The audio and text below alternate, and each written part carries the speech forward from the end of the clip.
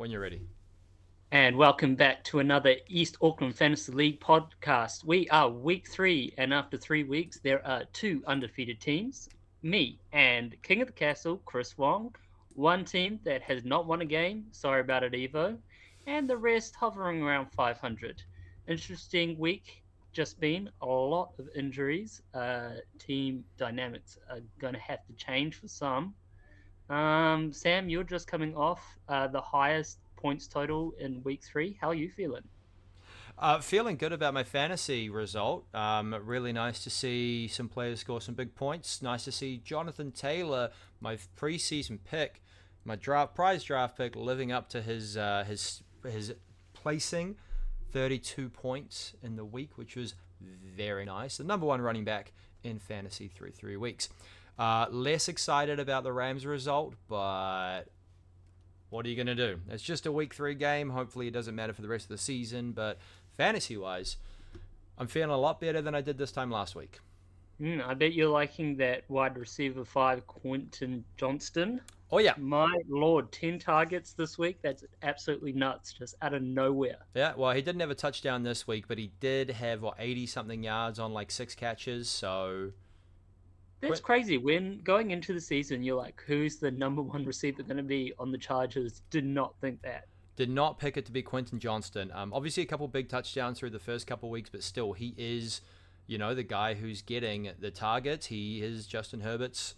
He looks like at least Justin Herbert's favorite target right now. I mean, if we go Keenan Allen, how many targets does Keenan Allen have? Keenan Allen is currently the wide receiver 7 on the year. So, yeah, Allen and Johnston both doing big. Keenan Allen has been very consistent. 768 and 1, 561. He's had 60 plus yards every week. He's had a touchdown every week. Keenan Allen with 10, 7, and 11 targets. So, yeah. Ladd McConkey misses out. So, RIP to whoever drafted or kept Ladd McConkey. Womp womp. Yeah, all the targets just being sucked off him by these other receivers. Trey Harris has got nothing. He was like a second round wide receiver. I know, and he was a guy that I drafted thinking he would be the third guy. Turns out everyone was wrong, and Quentin Johnston was sitting there off waivers, and now he's on my lineup in my starting receiver slot every week. So we like that. We do like that. How the fantasy world can turn. Yeah, it's been a pretty wild week. A surprisingly wild Monday Night Football game today as well.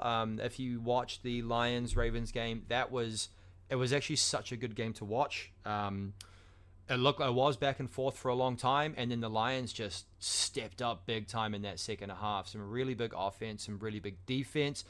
Derrick Henry with another fumble. That's a fumble every week for 3 weeks. Kane, are you nervous about Derrick Henry right now? I keep winning, so as long as I keep winning, I don't mind. I mean, yeah, I guess that's a fair way to look at it, really. He has still been getting points, although I think this last week he didn't get as many points for you as you maybe wanted. But like you say, you still got the dub, so not the end of the world.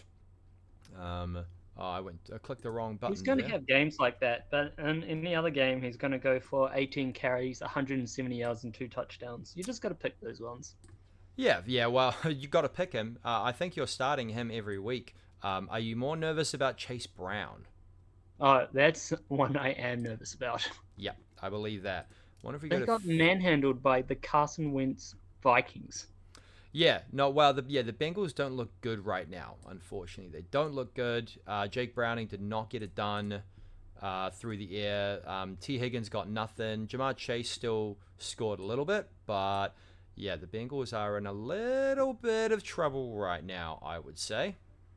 You think about like roster construction, like they just obviously put all their eggs into the offensive basket, and as soon as their star player goes down, like look at the team now. Yeah, well, and yeah, that's it. Yeah, exactly. Like Joe Burrow goes down. To be fair, like Browning looked good enough against the. Who did they play? They play. It was a Last year he looked all right. Well, last week. Who did they play? Was it? Oh, it was the Jaguars. Browning looked good enough against the Jags. Like, yeah, he threw 3 interceptions, but he wasn't terrible. I mean, he still got, Higgins and Chase both got some points. The Bengals won, and then this week the Vikings defense reminded everybody, I guess, either A, how good the Vikings defense are, or B, how bad the Bengals are without Joe Burrow. I mean, they still don't have an offensive line as well, so that doesn't help. Yeah, bit of column A, bit of column B. But that Monday night game was fascinating. Had a few games come down to the wire. Yeah, we did. We did. The one that I thought was probably going to hit was Sharma versus Tim. Sharma had Jake Bates, who needed. What did he need? He needed he needed 6 points. No, he needed 7. No, he needed 6 points. Sorry, needed 6. After the first half, it looked like it was going to be quite tight actually. Just a couple field goal, extra points. Sorry, in the first half, and then eventually got the dub, got the kicks through that he needed. The one that I think we were all kind of looking at as well was Michael versus Dylan. I didn't realize that Dylan had the absolute cojones, balls the size of Dan Campbell's, to start the Lions defense at Baltimore. That's a huge call. He didn't have any other defense on the roster, but bold call to start the Lions defense at Baltimore against Jameson Williams.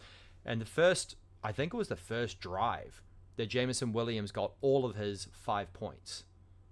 And you're thinking, this game's over. Yeah, Jameson Williams, he's got 2 catches on the first drive. He's probably going to get another 2 or 3, probably get a touchdown. And then the Ravens somehow shut him out the rest of the day. Amon-Ra St. Brown scored. Or I don't know if he scored, but he definitely got his points.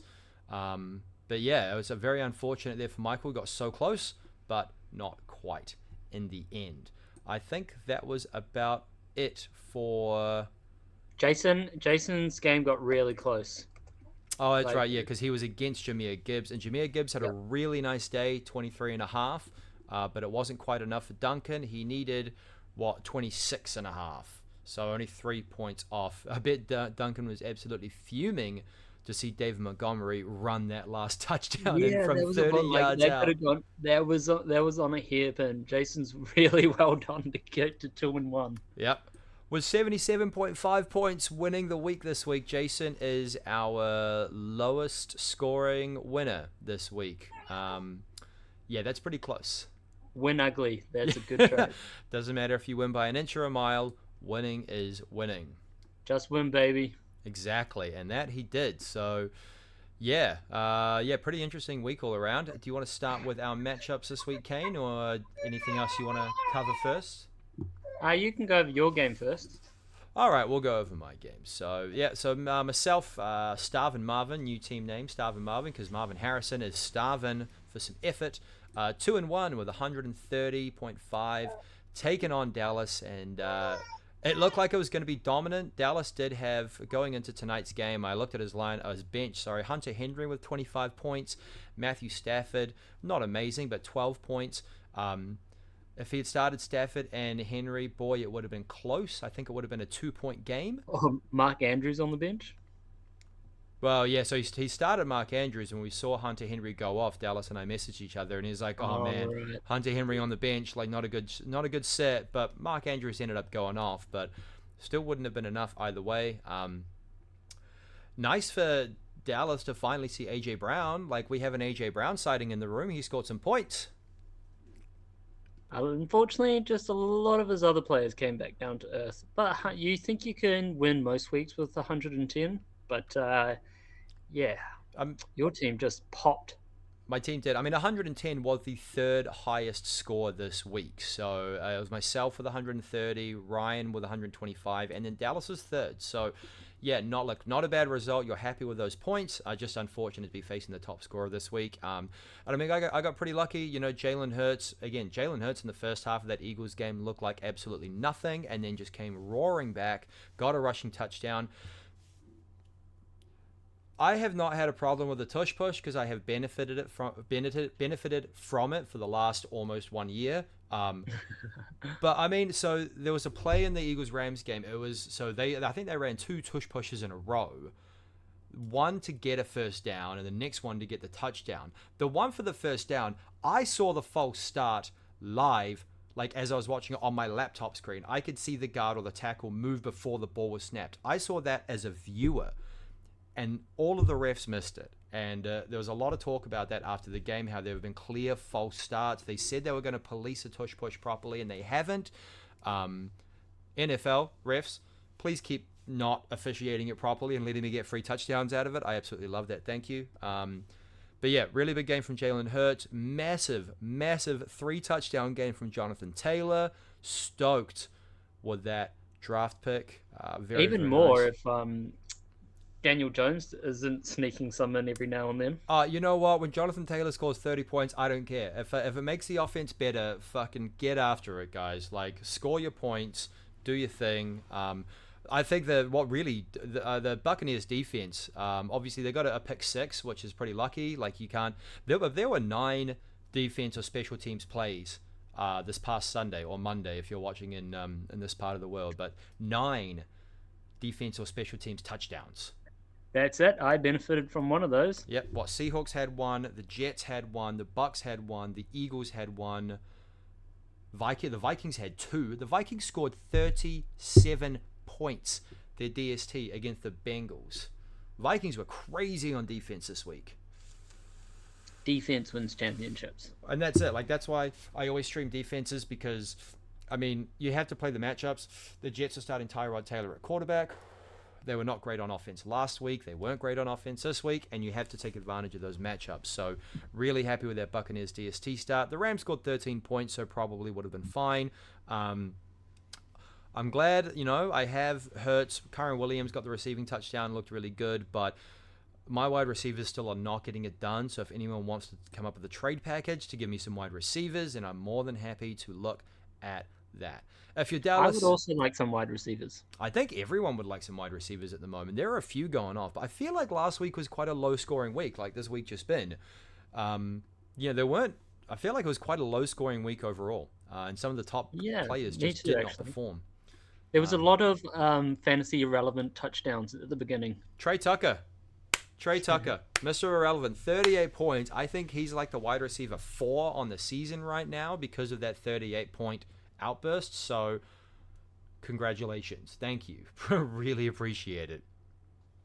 Throw one to Geno Smith. Just throw one to Jacoby at some point, please. Dear God. All right. How about you run the ball, Raiders? Yeah, how about you throw As Ben would be saying. throw Ashton Genty a ball or two. Christ, I bet Ben's fuming that Ashton Genty ain't getting shit right now. Ben, if you want to trade him, more than happy to take him off your hands. Right, let's look at the next one. Is Sharma versus Tim. We ran over this briefly with Sharma squeaking by with the win. I think this is the lowest winning margin of the week at 2.5. Yep, just the lowest winning margin. Jason was 3.5. Dylan was 4.5. Duncan, sorry, was 4. No, that was Dylan. Dylan was 4.5. So, but yeah, Sharma just squeaking by 90.5. Devontae. You're thinking if CeeDee Lamb catches a catch, that's a win for Tim. Yeah, that's true. CeeDee Lamb was really unfortunate. Went out on a CeeDee Lamb was in the backfield. Yeah, it was like the Xavier Worthy start by Ryan a couple weeks ago. Like, if he catches just one catch, he gets that matchup. Yeah, but I just thought that was so weird. I remember I saw the play, and I saw CeeDee Lamb lining up in the backfield as a running back, and I just think, why? If you're the Cowboys, why do you put your star receiver in a vulnerable position as a traditional running back? Like, he's not Deebo Samuel. You think they're athletes though, and they're used to it. Yeah, but it's just so weird. Like, get him the ball in space. Like, don't line him up at the line of scrimmage. Sure, they run a stretch play for him, but like, I don't know. I thought that was a weird play, and unfortunately, like, it was a really unfortunate injury. The defender kind of got his leg tied up around his as he got tackled. So, those injuries happen. It's very unfortunate, but still, I just don't think you put the highest paid player, arguably most important offensive player, in that kind of position. Like, you keep him out wide, you keep him sort of not safe as such, but like you don't put him as a running back and run him into the teeth of the defense. Like, I just don't think that's a really good play. But yeah, unfortunately went out with 0 points, so did not have a big game before getting injured, and that doomed him from the start. I just want to say for the record that I wish CeeDee Lamb very speedy recovery. It's very unfortunate that I have to play him next week. Very unfortunate. I think CeeDee Lamb has gone on IR or might go on IR. Was the news report that I heard? Looks like he's going to miss some time. Unlikely that he'll play. Yeah, IR is consideration, is what I'm saying. yeah, that's what I saw as well. Jerry Jones said that IR is a consideration. It's a high ankle sprain, so unlikely to play this week, which is very unfortunate for Tim, as he said. A bit of a blow to his team. But still, like, Tyreek scored some points. You hope that Jamar Chase bounces back next week. I mean, he is Jamar Chase, so who knows? You have Jerry Jeudy Just on do something on offense, Bengals. Just do something. Yeah, exactly. Like, poke him with a stick. Do something. Not a lot on Tim's bench. I mean, Kenneth Gainwell, I think, scored a touchdown, or 9.5 points for Kenneth Gainwell this week, which is, that's okay. It was, 4 for 16 and a touchdown with 1 reception. So, but yeah, Tim will be scrambling potentially for a waiver wire pickup this week, or maybe making a trade. Who knows? Just chuck Jerry Judy in there. Yeah, and hope for the best with Joe Flacco throwing you the ball. Actually, to be fair, the Browns do play. I think they play at Dallas this week. No, they play at Detroit. Never mind. Haha, they play at Detroit. They don't play Dallas this week. Browns seem to play every team tough though. Like, they're not getting blown out. They kind of got blown out by the Ravens. Kinda. They were still week. like, all things considering, they were in it till like the 4th. Yeah, they're right. They did hang around. They're definitely, their defense is too good, man. The Browns have they do have so many good players on defense that I do think they'll be a tricky out for a lot of teams. Could be a trap game for a lot of teams, but I still don't see them winning a lot of games. And Joe Flacco is Joe Flacco. Like, they need to play a bad defense in order for their fantasy players, maybe outside of Judkins, to score some points. Joe Flacco's like a statue that can throw. Like, it's just seeing him just like move around the pocket. You're just like, whoa, who's this gangly creature? Yeah, he is literally a throwing statue. J.K. Dobbins continues to get it done for Tim, though. Travis Etienne looks all right. Dalton Kincaid bounced back with a nice week. Dalton Kincaid has 4, 6, and 6 targets, so pretty reasonable. Tight end, there you go. Tight end 3 on the season so far. Dalton Kincaid. Damn, tight end 3. You're pretty happy with that if you're Tim. On the other side, if you're Sharma, you got lucky. You got away with a really bad game from Saquon. DK finally scored a touchdown. Devontae Smith, again, just like the passing game came alive in that Eagles win over the Rams. No, he didn't finally. DK scored a touchdown a few times. He just scores a touchdown and then doesn't do anything after that. Oh, sorry, you're right. He did score a touchdown against the Seahawks. But yeah, he was 3 for 32 and 1 touchdown. So yeah, you're right. He scored a touchdown and that was about it. So my bad. That's it. He either goes for 4 for 83 yards, 10 points, or he goes for 3 for 32 yards and a touchdown, gets 10 points. But that's it. Man, I really, for some reason, I just had it in my head that he had a much bigger game, DK, this week, but obviously not. Yeah, wild. Sharma's going to benefit from the very unfortunate James Conner injury. Has Trey Benson on his bench, so all of a sudden, Sharma has a 4th starting running back on his team. Saquon, DeAndre Swift, Tony Pollard, and now Trey Benson for Sharma. So probably the only guy in the league that is not starving for running backs. I'm not too bad on running back. I got 3 good ones. Oh, I guess Chase Brown's falling off. Do you have 3 good ones though? I think so. You'll be right, mate. Henry's fumbled 3 weeks in a row. Chase Brown is a byproduct of Joe Burrow not being there, and Chuba is Chuba. I mean, the Panthers, we could talk for a long time about the Panthers waxing the Falcons 30-0. Even like, it wasn't even a good performance by the Panthers as well. It was just really bad from the Falcons. Yeah.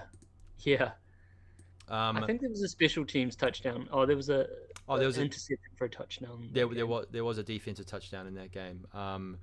Patrick Mahomes, his worst game of the season at the Giants, which, I mean, the Giants defense is pretty good, to be fair. So, but they play Baltimore next week. Patrick Mahomes might get it done. Look, one of my favorite things. You know how much like shade has been thrown at Chris Collinsworth for how much he loves Mahomes? Oh yes, all the memes. Holy crap! If you had $1 for every time Chris Collinsworth said Patrick Mahomes on the Sunday Night Football telecast, you would have at least $150. I do. That's the one thing I've just noticed since having a child, is that I kind of watch games on mute. So like, I haven't got that this year. Oh, you haven't been getting the commentary, man. I heard it for the first time in person in a while. Like, Chris Collinsworth isn't that bad. No, Chris Collinsworth is that bad. He actually has a raging hard on every time he watches Mahomes play. It's funny. I was watching the Dolphins broadcast, and they're bringing up like all of Tyreek Hill's like alleged like abuse, like in the courts and stuff on the broadcast. And they're like, "Oh, Tyreek Hill isn't any stranger to off-field shenanigans." Whoa, that's pretty juicy to do that on. I don't know if they might have. I know that was the Thursday night football game, wasn't it? Yeah, the TNF. Nationally televised game. That's pretty bold, but also hilarious. Found that one funny. Yeah, absolutely. All right, we'll move on to the next one. Evo versus Ryan. Ryan getting his first win of the year.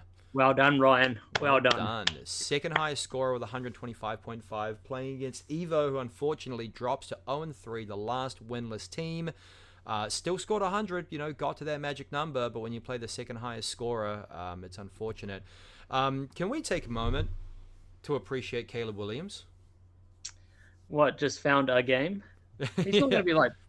He's got to have consistency. I want to see more from him. All right, without looking, what is his ranking on the season right now? Caleb Williams. He must be quarterback 5. 4.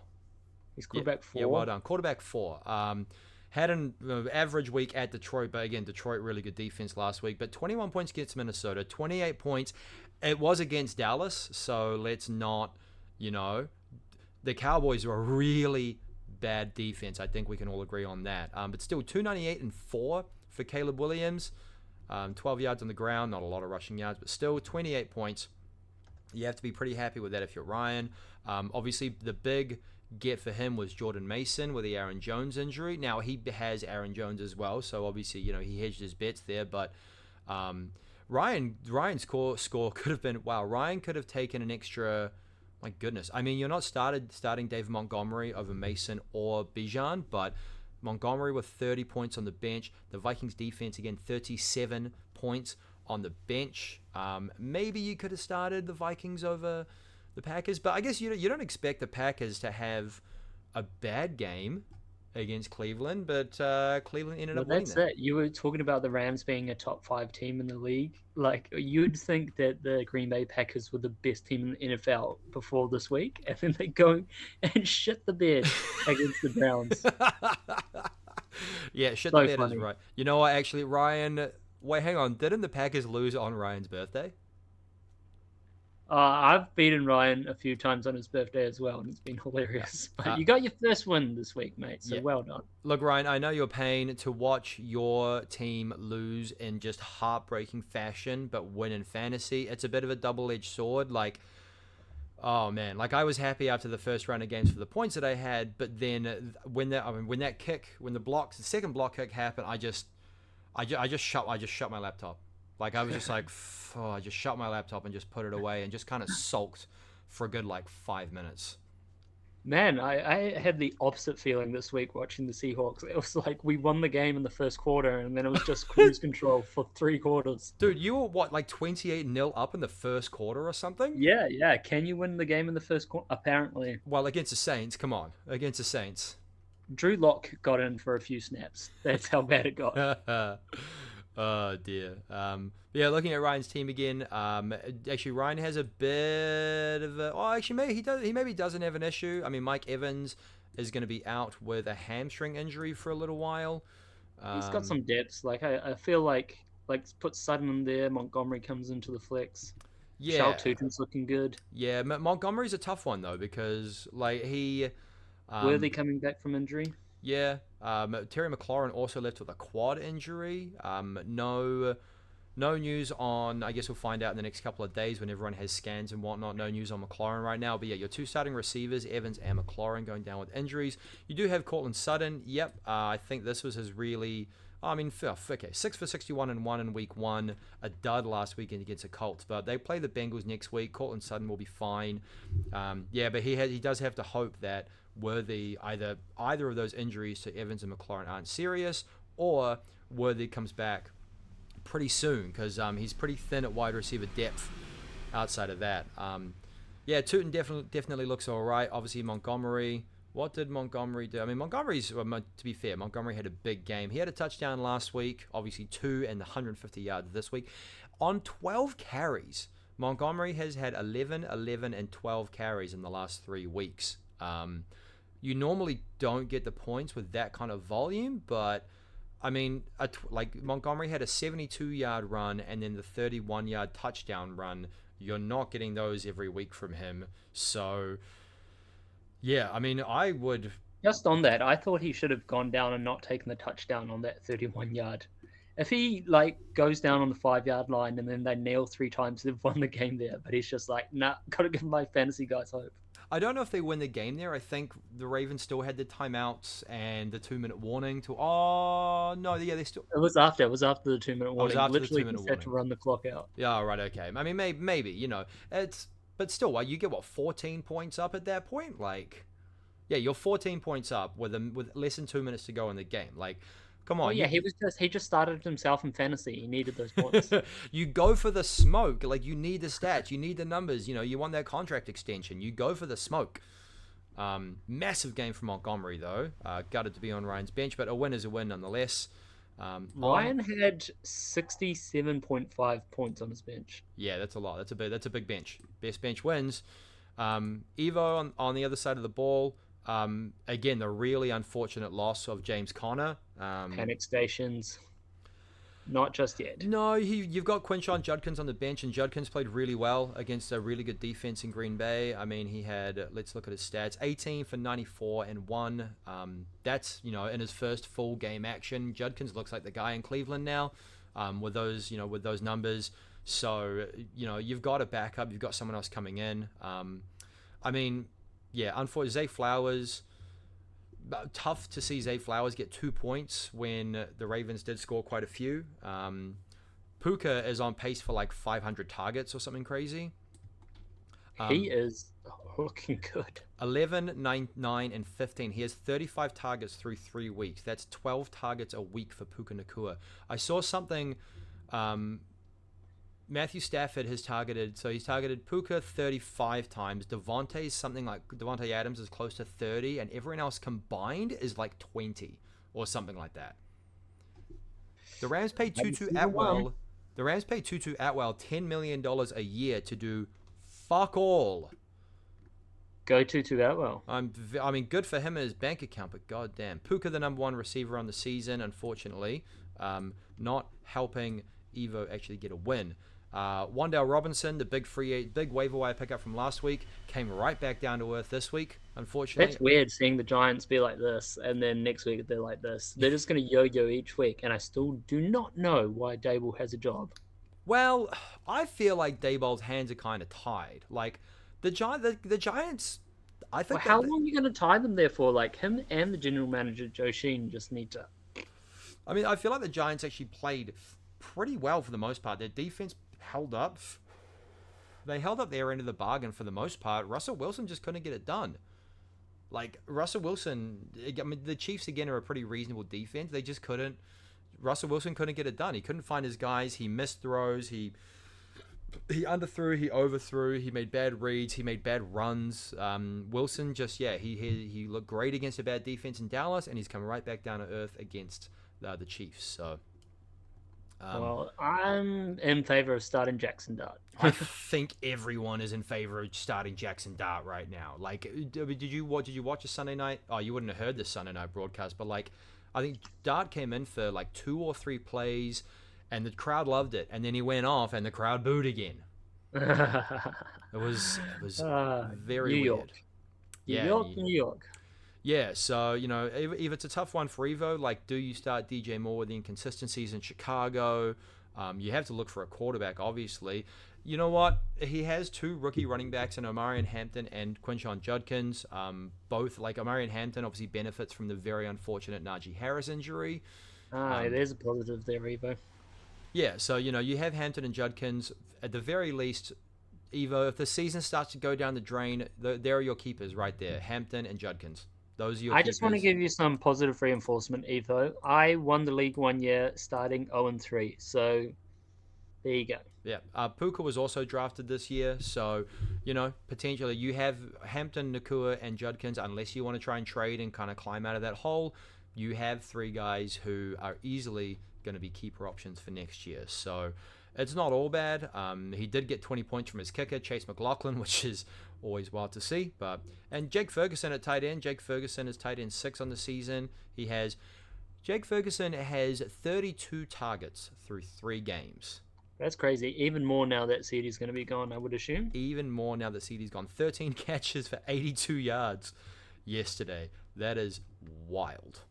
So, look forward to next week. Maybe something good happens. But yeah, for now, 0-3 is not a fun place to be. Happy birthday, Ryan. 1-1-1. Good on you. Happy birthday, Ryan, at 500. All right, let's move on. Jason versus Duncan. Again, the one that we mentioned. The almost for Duncan with 74. Almost on the big game of Jahmyr Gibbs. If that was David Montgomery, then Duncan wins this game. Yeah, well, Michael Penix isn't looking good. He scored 2 points. Yeah, and London is a big result of that. He's not getting any points as well. No, well, the Falcons' offense as a whole, week 1 looked reasonable. And then it's just gone, came back to earth. Look at that. Week 1 against Tampa Bay, 298-1 with the touchdown on the ground for Penix, 22 points. Since then, 13 of 21 for 135 and 18 of 36 for 172 and 2 picks. 2 points in each of the last 2 weeks for Michael Penix. That is how you say not good. Not good. Not good at all. But it's a strange one, Jason not starting Mbuka. Interesting. I didn't notice that. A quick note on Michael Penix. ESPN has his player grade from week 4 at a very nice 69. Love that. 69, nice. Nice. Jason, kept Igbuka on the bench. Igbuka versus the Jets. Maybe he was worried about that Jets defense. I mean, I think at this point, he started Troy Franklin at the Chargers. Igbuka's looked really good in the first few weeks of the season. I agree. I would have played Igbuka. Matthew Golden he was a first-round pick for the Packers, but he is just 2 and 4 target through the first 3 weeks. He had his biggest game of the season this week but he's just not.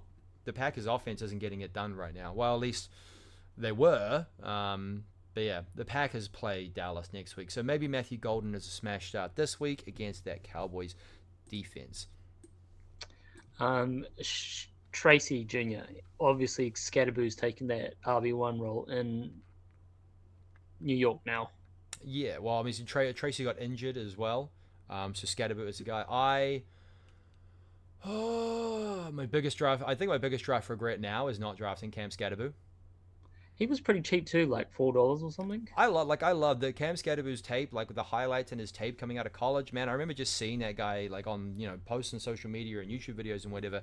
A, he looked really good at college, and B, he just plays you can see the ferocity and the passion with which he plays just jump out at the screen. He's so energetic, and he's got that dog in him. He does have that dog in him. He has absolutely got that dog. Cam Scatterboo, dog. Yeah, 100% dog. So, yeah, you got to hope for Jason's and the Patriots' sake. So Travion Henderson, when do the Patriots just commit to Travion Henderson? Well, that's the thing. They're not paying any of their rookies. Which is weird. Henderson looked really good in the preseason. Stevenson fumbled twice. Gibson fumbled immediately afterwards. I don't know. I haven't watched the Patriots games too closely, so I don't know. But, you have to look at Henderson as an option soon if you're Mike Vrabel, surely. Yeah, you don't draft someone that high up. He looks that good. And, I swear Josh McDaniels is allergic to winning. He's fuck winning or losing. As long as we do it my way, everything's okay. I think Jason will always be in it if he has Josh Allen as his quarterback, though, which is a really nice problem to have. What do you make of the Seahawks backfield this week? Kenneth Walker had 16 for 38, which is gross, but he had 2 touchdowns. Yeah, well, it's always going to be up and down with Seattle. 1 week it's going to be Charbonnet, 1 week it's going to be Walker, and it's just going to yo-yo the whole year. Yeah, all right, fair enough. Well, hopefully for Jason that yo-yos. I think Charbonnet got injured. I heard something. Yeah, he was a bit banged up coming into this one. Oh, yeah, there you go. So Jason goes to fifth in 2-1. They didn't have Zach Charbonnet this week because of a foot injury. And the Seahawks play on Thursday night at Arizona, so potentially Walker might have the backfield all to himself this week. So that's a positive. Well, I think Jason needed a few things to swing his way, so that's good. Well, when you win by 3.5 points, yeah, you have a few things swing your way. Absolutely. Start him, Buka, Jason. Yeah, starting Buka. Duncan cannot wait for Jaden Daniels to come back. He needs Jaden Daniels to come back quickly. Oh yeah. Because otherwise, I mean, JSN is really good. JSN is the breakout star of this year. I think it's fair to say. Ranked 5 at the moment. JSN 16.5, 16 and 17.5, 124, 103, and 96 yards in his games this year. I mean, that was when the Seahawks ran the Saints off the field in the first quarter, and he still had 5 for 96 and 1 JSN. So I think JSN is probably, by the end of the year, we might be saying that he's a steal of the draft. $29 for a clear-cut wide receiver 1. Yeah, I'm having some keeper regrets as well. You could have kept JSN? Him or Chase Brown at this stage. And they would have been a pretty similar price, eh? They would have been, yeah. Oh, that hurts. That hurts. Rough. Oh, dear. All right, let's move on to your game. At 92, you scored not the magic 100, but you did get to play Nini, the lowest score of the week, with 64.5, which is just dreadful. I'm sorry, man. There's no two ways to put it. This was the battle of the undefeateds, right? It was. And Nini had been cruising to this stage, and to just all his players just did not hit. His highest scorer was Khalil Shakir on the TNF game. Yep. And it was just that random touchdown. Also, Ben, just for future reference, don't put your TNF players in the flex spot. If you're watching, if you're listening, if you have Thursday night players go in the dedicated spot, and Monday night players go in the flex spot. All right, because you need that roster flexibility. Because if you all of a sudden, if your flex spot's taken up and you lose a running back or whatever, and you need to shuffle things around, you want that flex spot open for something else. So, obviously it didn't make a difference in the end of the day. As like you say, none of his players scored any points, but just going forward, that's just basic roster management. Yeah, so bad game all around by his team. Herbert 11 points, Jacobs 9.5, Genty 6, Neighbors 2 was huge. That hurt. Neighbors I don't think he had a target until the fourth quarter. Well, no, sorry. Wide receiver 1 coming into this week. Sorry, he didn't have a catch until the fourth quarter. He had targets, but he didn't have a catch until the fourth quarter, and then he ended up 2 for 13. Before this game, he had never had fewer than 4 receptions in a game. So that's pretty unfortunate. Listen, my team wasn't doing any better. The only thing that got me by this week was the Seahawks absolutely blowing out the Saints. Yeah, you're absolutely right. Actually, looking at your lineup, you are absolutely right. Didn't get a lot of help my way. But winning Uncle's a big thing about fantasy football. It's not by an inch or a mile. Win's a win. Winning's winning, exactly. You got pretty lucky. I mean, Iron Man has scored a touchdown. You had 1 skill position touchdown. Yeah, 1 skill position touchdown. And that was Alec Ironmanner with 11 points. I mean, Lamar is Lamar. 19 points is fine. But yeah, that Seahawks defense really blew out the Saints. So there you go. If you needed to stream a defense that is playing the Saints, you will probably score points. What do you make of Torrey Horton, the rookie wide receiver for the Seahawks? He was a 5th round pick. Should have gone higher. A lot of buzz during training camp that he was going to be good. Just stashing him through 3 weeks, he's looking really good. I'm really happy about Torrey coming through. Yeah, I mean, so the last 2 weeks, week 2, 4 targets, 2 for 32 and 1. This week, 4 targets, 3 for 32 and 1. Obviously, he had the punt return touchdown, was it? So he's got 3 touchdowns in 3 games, same amount of touchdowns as Emeka Egbuka. There you go. Well, I heard on the broadcast that was a Seahawks first punt return touchdown in 20-something years. No, it's been a long time, but I think it was the longest one returned for a touchdown. What, in Seahawks history? In Seahawks history, yeah. Well, there you go. Look at you go, Torrey Horton. I'm going to be honest, Kane. Your team is still very top heavy. your bench isn't doing a hell of a lot right now, so I'm not going to say you're a lucky 3-0. But with Chase Brown, you're a very, for me at least, a very sketchy 3-0. Well, I'd rather be a sketchy 3-0 than a good 0-3. Well, I guess that's a pretty fair point. Yeah, see what happens. You're playing Tim next week. Tim does have a strong team, so we'll see how that pans out for you. He's not got CeeDee Lamb this week, though. No, he doesn't. He still has Jamar Chase. And who knows? Jamar Chase can still go off at any time. Yeah, true that. Well, I got the other Chase, so hopefully Chase Brown gets it. Chase v. Chase. Chase v. Chase. All right, let's move on to the next one. Nick versus Chris. Chris still undefeated, king of the castle at 3-0. Indiana Jones getting it done. Look at all his Colts players absolutely killing it. Yeah, that's wild. You have the Colts defense. You have Tyler Warren. You have Daniel Jones. Michael Pittman on the bench scored 16 points. He went with a double tight end at flex this week, Brock Bowers and Tyler Warren, and paid off fine. But that's always a bold call, the double tight end start. Well, statistically speaking, he's 1-0 starting 2 tight ends.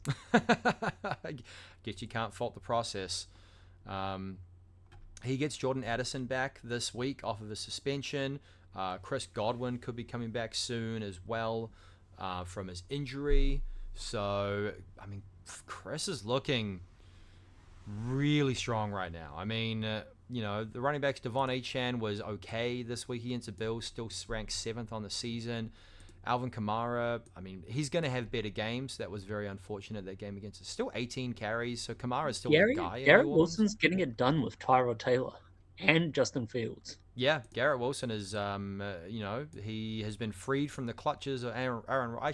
He was good with Aaron Rodgers. He's been freed from the clutches of Devontae Adams also being on the team, and is the only guy in New York worth throwing to at this point. So, Rome Odunze, wide receiver 3 on the year. Yeah, that's crazy. Yeah. Nice, some nice positional rankings for Chris. Wilson this week was 13 targets, 10 catches, 84 yards, and a touchdown. That is a massive stat line and a massive target share as well.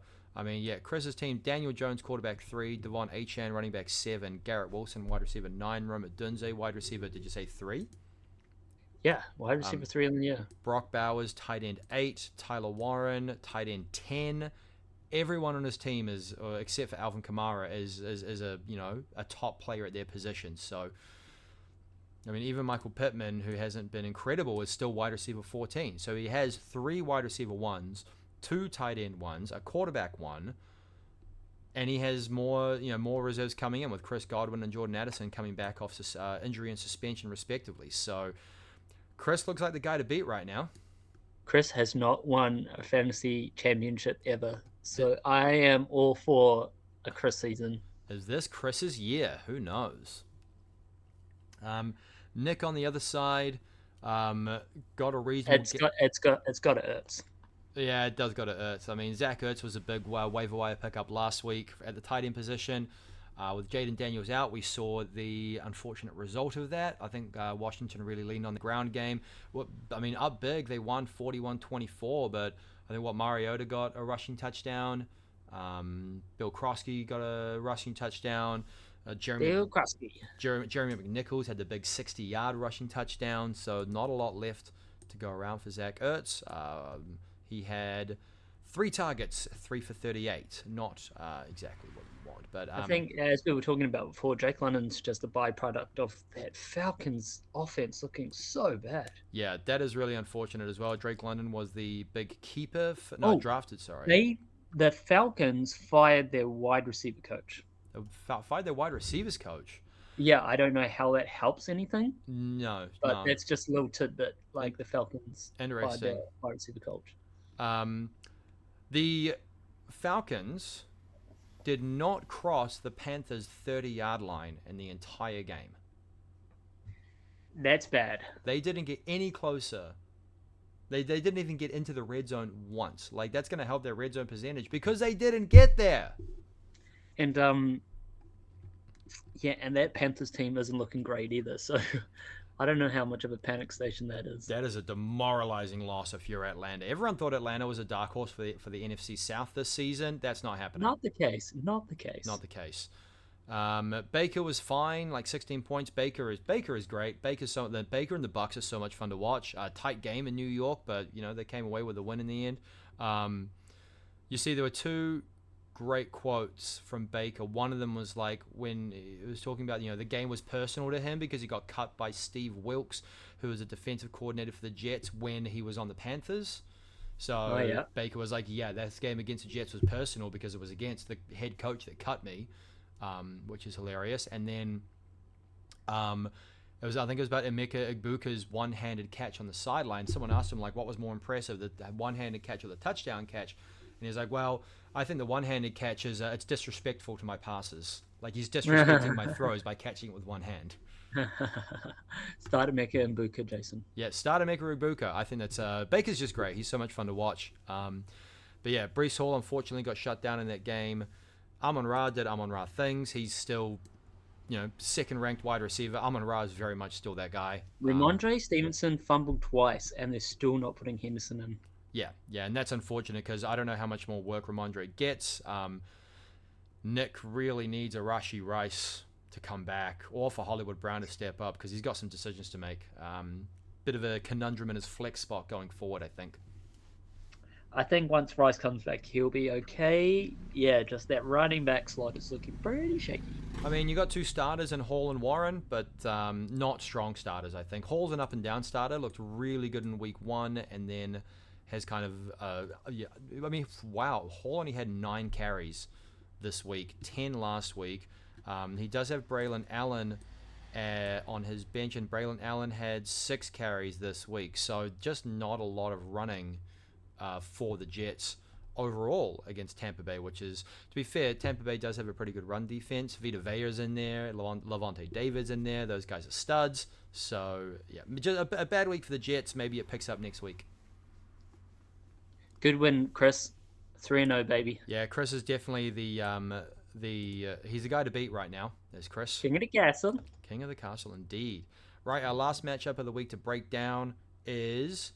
the one that kind of came down to the wire that we were all surprised by, Dylan over Michael. It was pretty close, but Dylan, the bold call of holding on to the Detroit defense against the Ravens, and it paid off. A couple really big defensive plays by Detroit down the stretch. 5 sacks of Lamar Jackson, the fumble from Derrick Henry, they could have had a couple of interceptions. I think there are at least 2 really easy interceptions that the Lions dropped, so that could have been even worse. But yeah, Dylan had some really big players this week and has some really big players going forward. Cam Scatterboo is the guy in New York. Looks really good. 10 for 60 and 1 on the ground, 6 for 61 through the air, 21 points. Pretty wild. Well, Dylan definitely needed this week. He would have gone 0-3 if he didn't. Looking like a great team at the moment. Yeah, I mean, his quarterback position is a bit shaky. If Justin Fields comes back, then, Justin Fields can be a good quarterback for fantasy, even if he's not a good quarterback in real life. But again, Fields looked great in week 1, and then in week 2, did not look good. And he's a little bit injured. Interesting what his season-long projection looks like anyway. Yeah, he missed this week with a concussion, so we'll see how that goes next week and going forward. If I'm you, Dylan, I'd drop Caleb Johnson. I don't think he's going to see an NFL field for quite a while. Me too. But that's just... You don't like dropping rookie running backs, but I think it's... I take the L on this one, I think. I think it's pretty safe to drop Caleb Johnson. I am so sad. I have massive keeper regret. I kept Ricky Pearsall. I kept Marvin Harrison for 17 over Ricky Pearsall for 2, and through 3 games, Pearsall has 24 targets. He has 24 targets for 281 yards. He's averaging like 93 yards a game over his last 7 games or something crazy like that. 8 for 117 in this one on 11 targets. Pearsall is clearly the number 1 in San Francisco and is getting the points. So, yeah, I definitely could have made a better decision, but I trusted in Marv, and look where that got me. Hindsight's a bitch. Hindsight is a bitch. Christian McCaffrey's still getting it done. He's like him and Pearsall are the only guys in San Francisco right now, and Christian McCaffrey's still healthy. So, you know. Yeah, Nico Collins can just it's a good floor to have. Probably want a bit more from your tight end, but moving forward, I'd be pretty happy if I was you, Dylan. Stay the course, trust the process. Yeah, I'm still kind of concerned about the Texans' offense as a whole. Nico, obviously, touchdowns in the last 2 weeks. They got rid of their whole offensive line, and they just didn't replace it. I don't know what else they were thinking. Everyone else was thinking it. Yeah, no, everyone saw that. They traded Larry Tunsil, and everyone's just like, why? Why trade your best offensive lineman when you don't have a succession plan or anyone else in place? And it's showing. Either Stroud just has no time to throw. No, and the running lanes and aren't they there. can't get anything to do on the running game. No, exactly. The running lanes aren't there. It's very unfortunate. If you're Michael, how long is it before you cut bait on Brian Thomas Jr.? Dude, it's the Shane Waldron theory that Jason has hit us with. It's the Shane Waldron effect. Absolutely. I didn't realize he was the OC in Jacksonville until recently. Liam Cohen goes there. He's not the OC. He's just the coach. He's just in Jacksonville. Yeah, I think the offensive coordinator for Jacksonville is a guy called Zadinsky. He's like 29 or some shit. Oh, wow, quite young. I mean, everyone thought Liam Cohen going to Jacksonville would be amazing. No one thought about what would happen if Shane Waldron went to Jacksonville. Shane Waldron leaves the Seahawks. Jackson Smith-Njigba breaks out. Shane Waldron leaves the Chicago Bears. Odunze breaks out. Yep. Shane Waldron goes to the Jags. Brian Thompson Jr. regresses. Yeah, I mean, because Shane Waldron was with the Seahawks for a couple of years, if I remember correctly. He was we had 4 years of the Shane Waldron experience, bro. Holy. And I remember you telling me, you would tell anyone that would listen that Shane Waldron is a terrible OC, and sure enough, he's kind of proven that wherever he goes, bad things happens to the offense. He's made millions, but do coaches make millions? I guess they do. Offense coordinators, I think, get paid pretty sweetly. Not as much as the players, but still, it's a fine salary for being absolutely shit at your job. That's a fine salary. Oh yeah, it's like Tutu Atwell. Oh my god, he's like who was the backup quarterback? Was it not Chad Henne? Ryan Fitzpatrick. Ryan Fitzpatrick was one. Brian Hoyer was another one. He's getting paid Hank. Yeah, so many those quarterbacks. Backup Matt Castle was another one as well. King of the Castle. Matt Castle was a great one. A backup quarterback that just carried clipboards and made money. Even Carson Wentz has made $137 million, I heard on the broadcast, in his playing career. Dalton? Kirk Cousins at the moment? Wow, yeah. Kirk Cousins absolutely fleeced the Falcons. The Vikings deal wasn't terrible. I think he was coming off an injury when he went to the Vikings as well. But, he looked good in Washington, and then he was good with Kevin O'Connell. The team obviously didn't have a massive amount of success, but Cousins, for the most part, was good as a quarterback. But then he came off an Achilles injury, went to the Falcons for so much guaranteed money, and look how that worked out. Have you seen the Netflix series Quarterback? I have not seen the Netflix series Quarterback. Kirk Cousins features on season 2, and it's actually a pretty good watch. You should watch it. Oh, cool. I'll watch it. If you're Michael, are you excited for George Pickens being the number 1 in Dallas with Lamb out?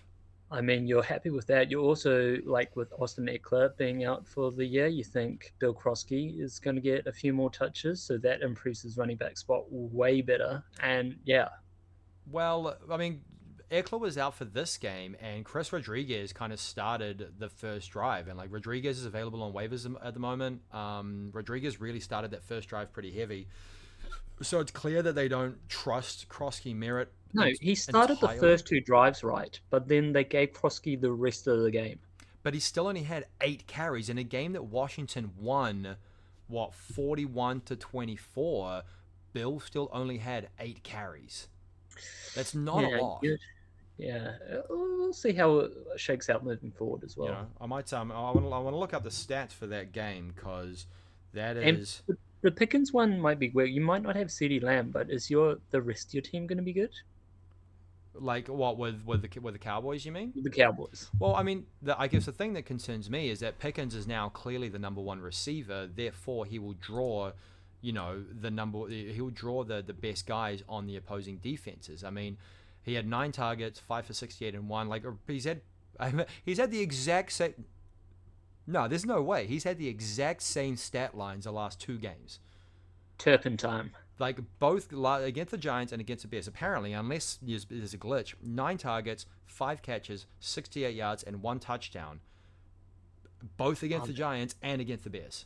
That's 1 yard off a nice yard line. The exact same, which is wild. But yeah, I think they go up against Green Bay next week. Like without Lamb there, Pickens draws the coverage, and he kind of showed in Pittsburgh there, because I had him for a couple years when he was in Pittsburgh. He's not that strong. He's super up and down as a number 1 receiver. Like he's not. If he was really good as a number 1 receiver, he would have, the Steelers would have kept him. But I think he's looked at so far at the Cowboys with someone good throwing to him. You did have Russell Wilson throwing to him. Yeah. So I'm just looking at the Commanders' stats for that game really quickly. Really curious. In a game that they won 41-24. Just quickly, even the Raiders didn't have that many plays, but the Commanders. So Chris Rodriguez led the backfield with 11 carries. Krosky Merritt had 8. Jeremy McNichols had 4, and he had the long touchdown, the 60-yard touchdown. Mariota still carried it 6 times with a touchdown, and then Deebo Samuel carried it 3 times as well. So they are spreading it out amongst the runners. Maybe as the season goes on, Bill gets trusted more and will get more of an opportunity. But yeah, and James Cook, like if you're Michael, you're happy you've got James Cook because he just keeps scoring touchdowns. He's cooking. He is actually cooking. Number 2 running back on the season, 19 for 108 and 1 last week. He's balling. He is very much justifying the holdout and the contract that Buffalo gave him. He bet on himself. He bet on himself, saying, "Pay me like the player that I'm worth," and he's going out and he's proving that. So good on you, James Cook. I'm very happy for you. Get your stats. Make that shmoney. So yeah, looking really good. Yeah, I think Michael's got some wide receiver starts and decisions next week. Yeah, Keenan Allen. I think Keenan Allen's a must start at the moment going forward. Like he's looked too good. Do you put him in for BTJ? I think you put him in for Jameson Williams. Goodness. You do? No, you easily put Keenan in over. I will absolutely start Keenan over Jameson Williams. Jameson had Jameson 5, 4, and 3 targets in the last 3 weeks. Like, yeah, he had the massive game last week, 2 for 108, but Keenan Allen is 10, 7, and 11. Like, Keenan's getting the target. The Chargers are throwing the ball. Justin Herbert's playing well. The team's playing well overall, and Keenan's just back to being that guy for the Chargers. So I absolutely, you start Keenan Allen. I think he's a must start, and whether you want to play the game with Brian Thomas, whether you try and pick the weeks that he has. But still, like again, Brian Thomas 7, 12, and 6 targets is not that he's not getting the targets. He's just not playing that well. But you have to take those target numbers. Like that is the best measure of a wide receiver's score. Even George Pickens 4, 9, and 9 over the last 2 weeks. I think there's no way that you can't start Keenan Allen. I just have to go and find the Cowboys game from last week, Giants-Cowboys. I just have to go and confirm that George Pickens did indeed against the Giants have 9 targets, 5 catches for 68 yards and a touchdown. He's had the same stat line 2 weeks in a row, that's wild. Glitch in the Matrix. Absolutely. So I don't think you're hitting the panic button if you're Michael. Yeah, you're 1-2 now, but I think Kyler is your biggest question mark, really. Trust the process. And the quarterback on waivers is barren, so I would take Kyler over any of them. Yeah, do we have a quick look at the waiver wire while we're here? Oh, yeah, let's have a quick look. Let's have a quick look at the waiver wire while we're here, everybody. Interesting. So, NFL Week 4 projections. That's what we want. So, your top projected quarterbacks for next week are Geno Smith versus Chicago at home. Yep, could be a go. Chicago are without their top cornerback, so Geno Smith could be a go. Bryce Young at New England, Russell Wilson versus the Chargers. Nope, I don't like any of the free agent quarterbacks. Sam Darnold at Arizona, maybe. Arizona are down like a million cornerbacks right now, so. No, I'd still go Kyler over any of them. Yeah, fair enough. So Kyler. So you'd rather play Kyler versus Seahawks than Sam Darnold in the same game? Oh no, I would flip that actually. You play Darnold over Kyler? Whether Knutsford burns a roster spot for that, I don't know. Yeah, fair enough. I mean, they're at Arizona, so they're in a dome. That's a Thursday night game. So you kind of have to make that decision pretty quickly. Oh, hey, daylight savings happens this weekend. Oh, nice. Put that clock forward. Yeah, well, I mean, not us. Daylight savings daylight savings for us. No, it is daylight savings for us this weekend, which means the games move back an hour. We get to get up at 10 to 6 and not 10 to 5. How delightful. Nice. We'll take that. Unfortunately, do I go forward 1 hour too? You're in Queensland. You don't have daylight savings, do you? That's right. Ah. No, because we can't do that because the cows might get confused. Yeah, of course. It might what's the other one they use? It might something with the blinds. Don't worry about it. Sure. Okay, I won't. At the running back position, Devin Singletary with the Tyron Tracy becomes the highest projected running back. Antonio Gibson probably projected ahead of Henderson for some stupid reason.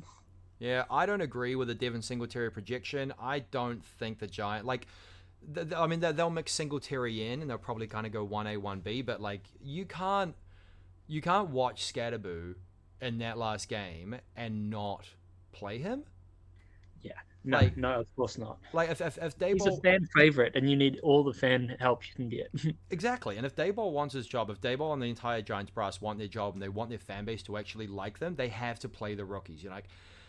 I can see an argument for playing Russell Wilson at the moment and not throw Jackson Dart into the fire, especially against the Chargers this weekend. Like that's a pretty good defense, but Cam Scatterboo he plays with fire. He plays with a fire that I haven't seen in a while in the NFL, which is really nice. So I don't think Devin Singletary. I mean, he's worth a roster spot, arguably, to see what happens, but otherwise, no. Like I think Scatterboo's a guy in New York now.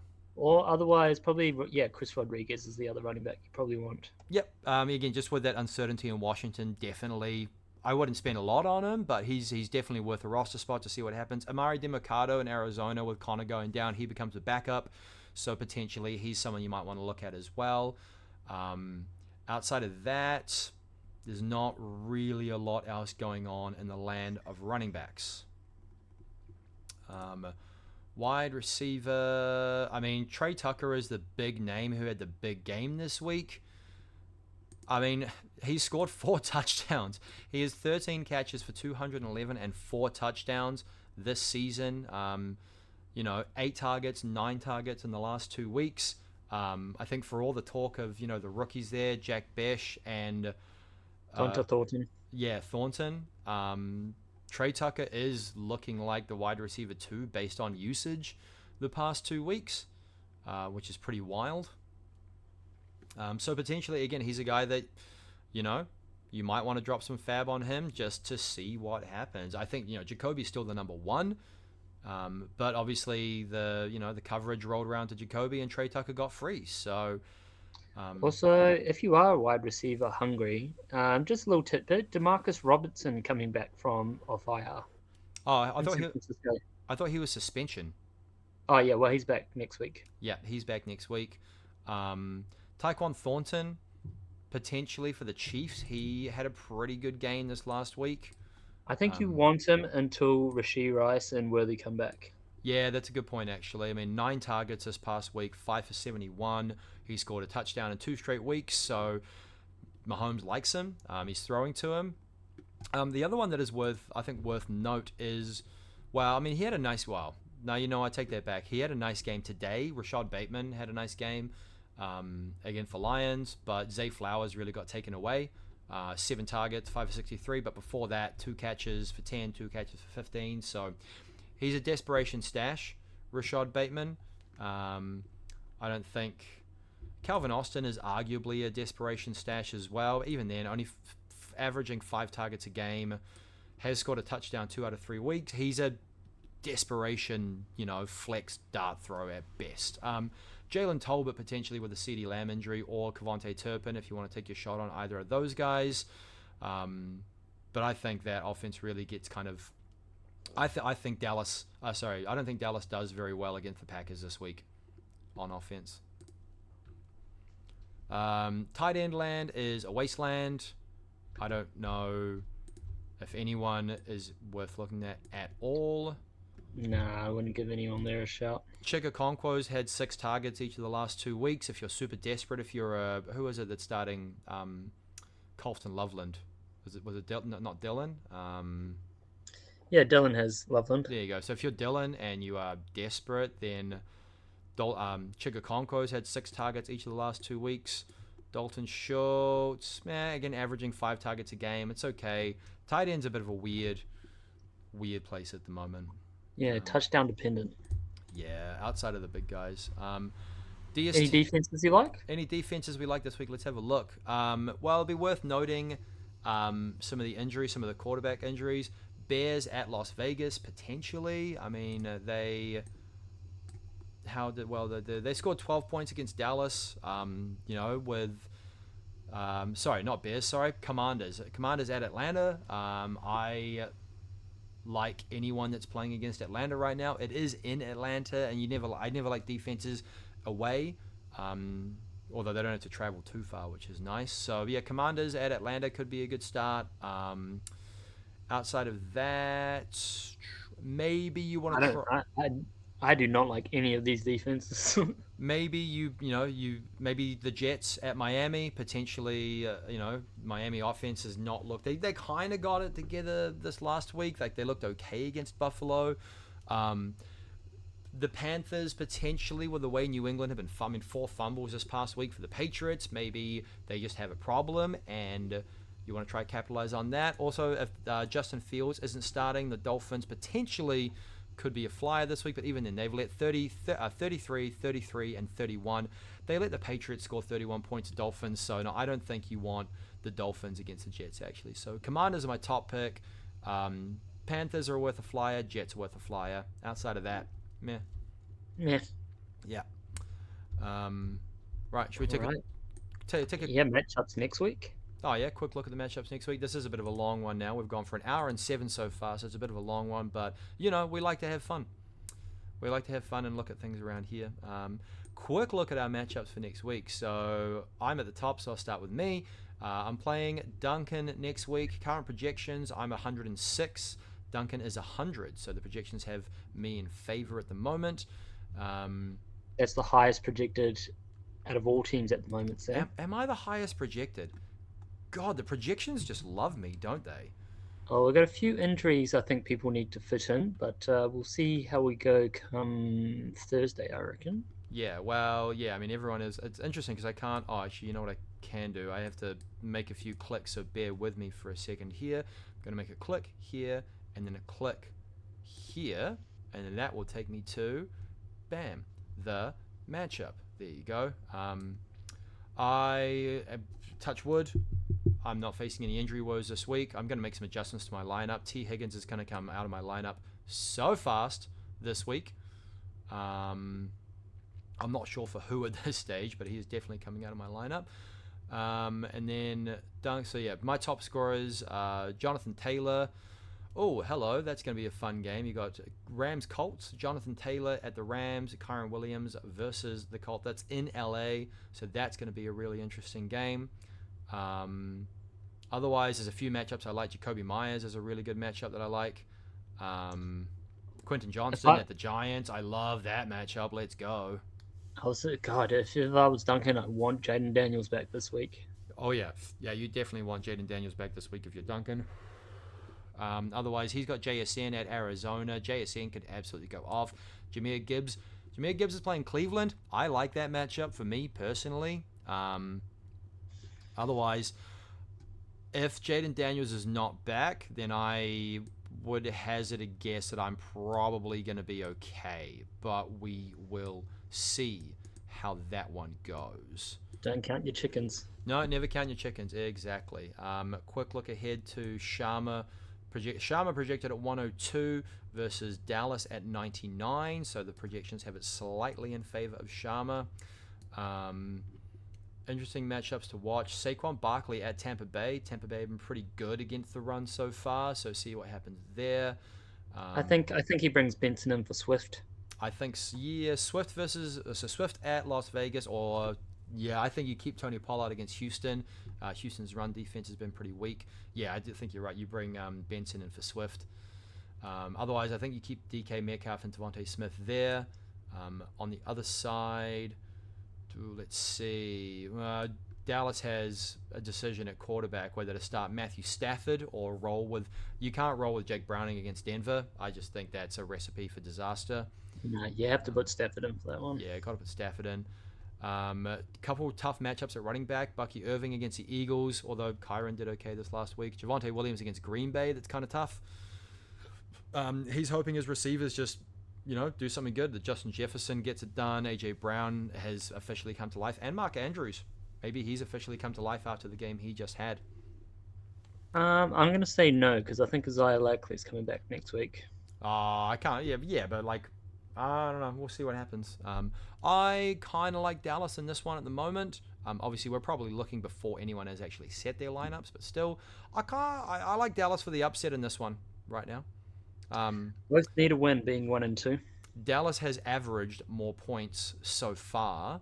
Has averaged 14 points more. And we'll put this one down as a coin toss. Yeah. Righto. Ben at 2-1 versus Ryan at 1-1. Pretty tight projections. Only half a point in it in the projections, which is pretty wild. So that's nice and close. Some industry worries for Ryan. Oh yeah, of course, yeah. Well, he's already put Xavier Worthy in his lineup, so it looks like he anticipates Worthy to be back in for this week. What are the news? So the only news right now is that he's been ruled out, but he has been practicing the last few weeks, so he's hoping for the best on that front. He does have some really strong players. Caleb Williams at Vegas, Bijan Robinson, always strong. Tucker Kraft at Dallas. Yeah, you love Tucker. Tucker Kraft is a smash play this week. Really nice keep from Ryan for Tucker Kraft, the number 1 tight end through 3 weeks. It's a really good play there. Yeah, and obviously Jordan Mason at Pittsburgh is a pretty good start as well. You just got to hope your wide receivers come through for you. Nice. Yeah, I think I'm going to take Ryan on this one. Yeah, it's really tight. Josh Jacobs could go ham against the Dallas defense. It all comes down to Ben's rookies. Oh, sorry, not rookies, but, Genty and Neighbors. I think if Genty can bounce back and if Neighbors, I don't think Neighbors is going to have a big game against the Chargers. They're a really good defense. So, yeah, I agree. I think Ryan's got this one. All right, what's next in your matchup? Evo versus Dylan. Evo needs the win here. Can he find replacement for James Conner? Well, yeah, I mean, that's kind of his issue right now. I mean, he's got Quinshon Judkins to put in there. So obviously that changes that projection pretty significantly, because his projection is also Mac Jones is because Brock Purdy might come back, but I think Evo has Brock Purdy on his IR, so he's got his quarterback situation kind of covered either way. And then if you're a Dylan, you probably want Fields back in your lineup. Assuming Fields is playing, yeah, but I think you do want Fields against Miami back against rather than Trevor Lawrence against that. Well, San Fran don't have. They've lost Nick Bosa for the year, torn ACL. Very unfortunate. Oh, so unfortunate. Yep. Yeah, really. Yeah. A couple of really bad season-ending injuries this week, which is always very sad to see. But yeah, I mean, you maybe have unfortunately, the schedule that I look at doesn't have the bench players here, which is a bit of a shame. But you might want to find someone else to play over Ladd, which is a really tough thing to say. But maybe Ladd scores this week against the Giants. He does have Jalen Waddle on his bench. Yeah, I play Ladd over Waddle.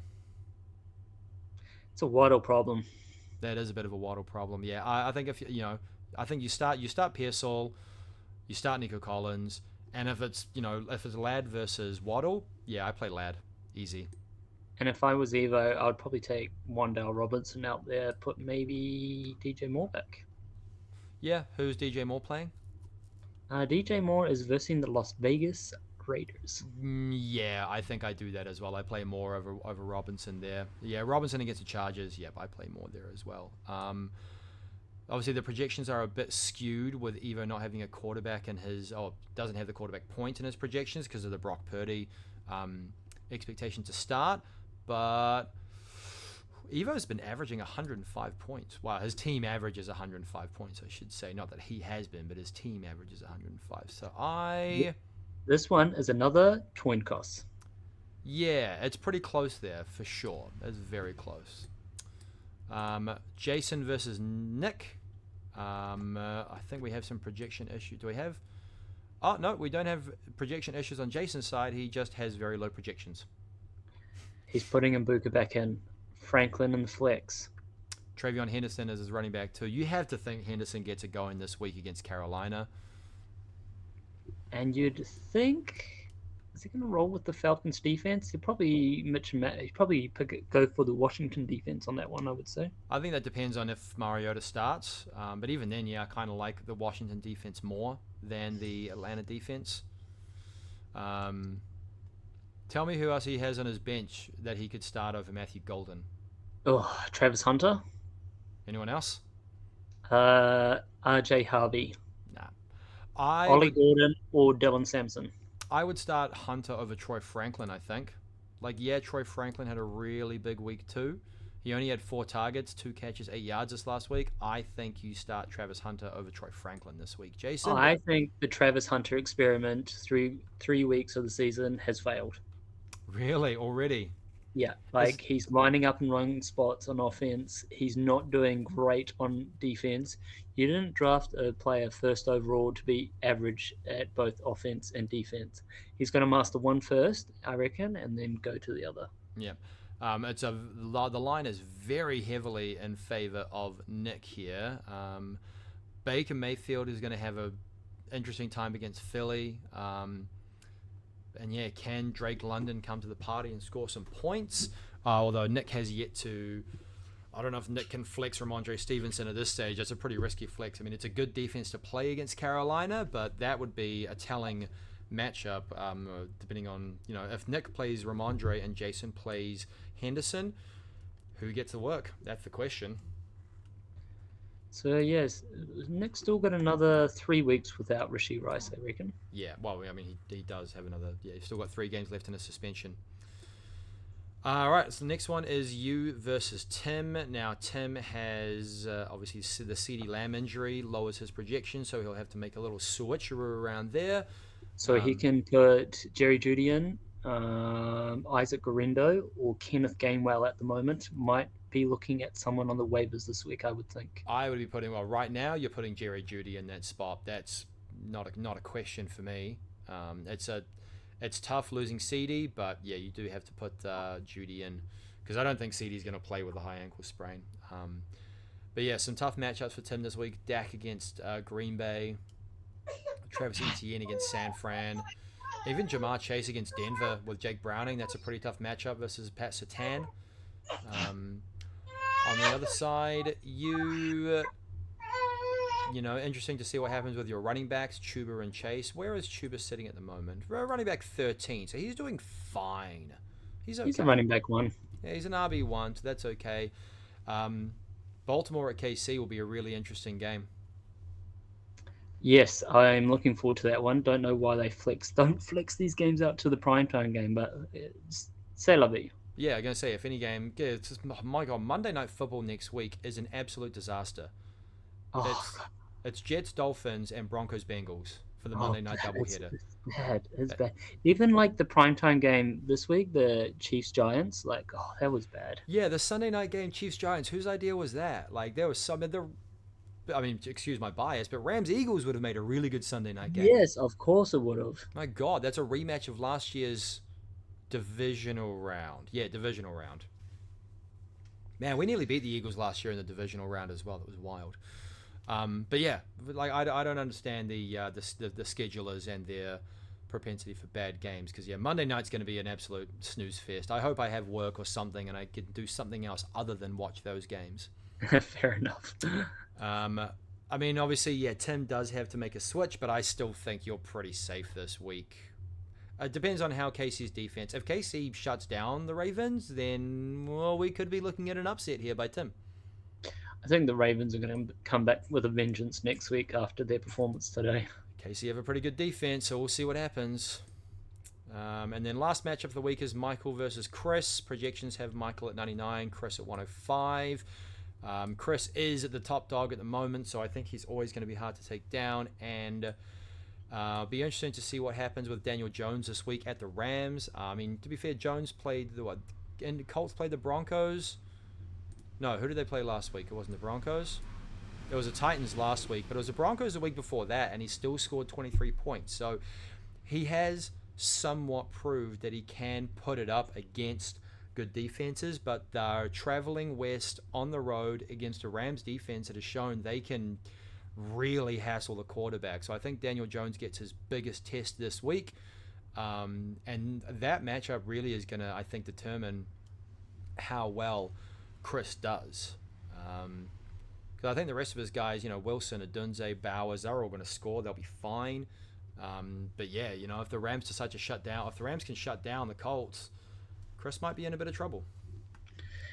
Oh, I would favor his team over Nuts's at the moment, but yeah, this one could be another coin cross as well. Yep, I definitely favor Chris absolutely at the outset. It does all. I think it all just comes down to that matchup. Projections are projections, but if the Rams defense decides to play a full 4 quarters, then Colts might struggle. So we'll see how that goes. I think Michael is going to change. You got to swap JMO out for Keenan Allen and get your projections up a little bit there. But yeah, that's going to be Chris tough. could even put Pittman in for Warren and put his projections up. So this one looks like the highest projected game of the week. There you go. Chris may end up, if he plugs in Pittman, then he will have a higher projection than me. All right. Well, that is the week 4 preview. We've gone over everything. Final thoughts, Sammy? Final thoughts. I feel like it's been a bit of a low scoring start to the season. It has, hasn't it? It's felt like it. It has. Teams are starting to take off now. I mean, obviously, like the Lions had a quiet week 1, but they've taken off big time the last couple of weeks. But then some teams have come back to earth. The Packers came back to earth against the Browns this week. We're starting to get a feel of what the league actually looks like, who's good, who's bad. We know the Eagles are still good. The Chiefs, to be fair, they beat up on the Giants, which is unfair, but they at least got a win. Some surprises. The Chargers have looked amazing. They're 3-0 and in control in the AFC West. And then, more things change, the more they stay the same. The Browns are still bad. Even with the win against the Packers, I don't think they're a good team. The Falcons are bad. The Panthers, they look good against the Falcons, who are bad. So who knows? Who knows? We'll find out next week. Absolutely. We'll get a little more clarity on everything, or maybe we'll get some more surprises thrown in the mix. So thank you very much, everybody, for watching or listening, whatever you're doing. I appreciate your time. Appreciate you hanging out with us. Thanks for hanging out for 1 hour and 22 minutes. Another long one today. But hey, listen to this on your work commute if you're living in Auckland and have to drive, or whenever you feel the need. Send in any questions if you got any questions or suggestions. If you want to join the show, we're always happy to have guests. And of course, someone else come on the show. Let's get a guest next week. Let's try to get a guest next week. And of course, if you've made it this far, drop an emoji in the comments. Thanks, an eggplant emoji. Eggplants for the win. Thanks, everyone. Have a wonderful week. We'll see you this time next week. Go Hawks. Go Rams. Bye-bye.